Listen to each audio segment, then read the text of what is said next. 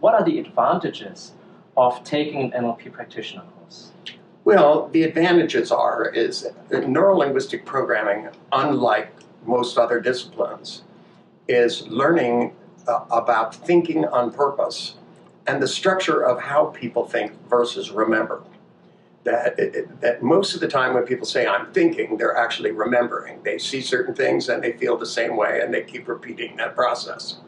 And when people say I don't have enough confidence about something, you can always say, are you certain? And they always say yes. So the fact is they have certainty and uncertainty. It's only a question of when.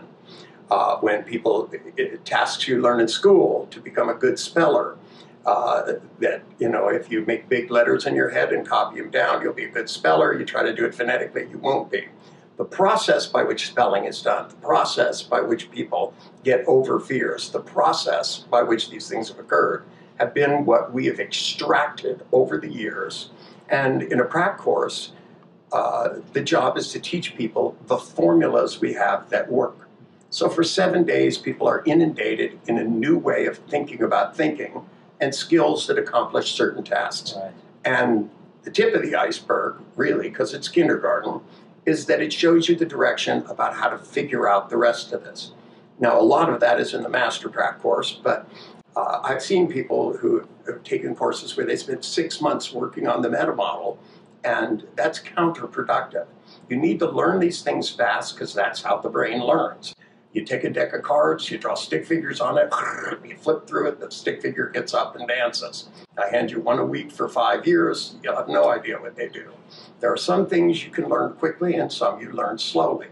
The brain identifies by patterning, so we teach courses where we run these patterns by fast, both consciously and unconsciously, to install them in people so that they can then go back and practice over the weeks and months ahead and hopefully come back and get another level of that. To me, I think that's the proper kind of training. One step further, I think I've trained the best people to do that over the years. And if you go to somebody I trained 30 years ago, then they're not going to be as good as somebody I trained, last year, because I know more now than I did then. I know more about how to do it. And that's why trainers have to be recertified every 2 years. I want to know people stay in the state of the art. And if you want the best person with the best training, that's the best representation of what I'm doing, then you get the people that are licensed, certified training. And then the date is current. That's how you do it. And that's my guarantee to you.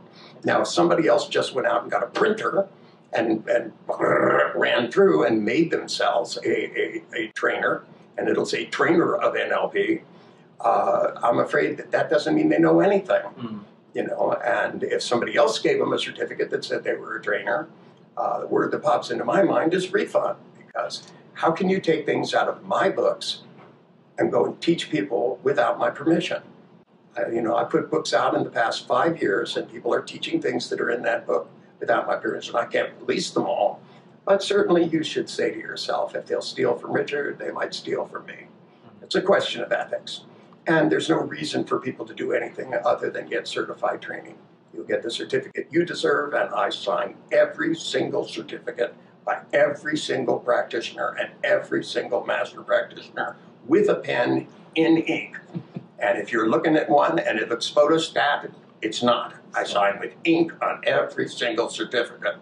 And believe me, it's tedious, but I do it because I want to see who you are, memorize your name, and know these are the people that I've trained.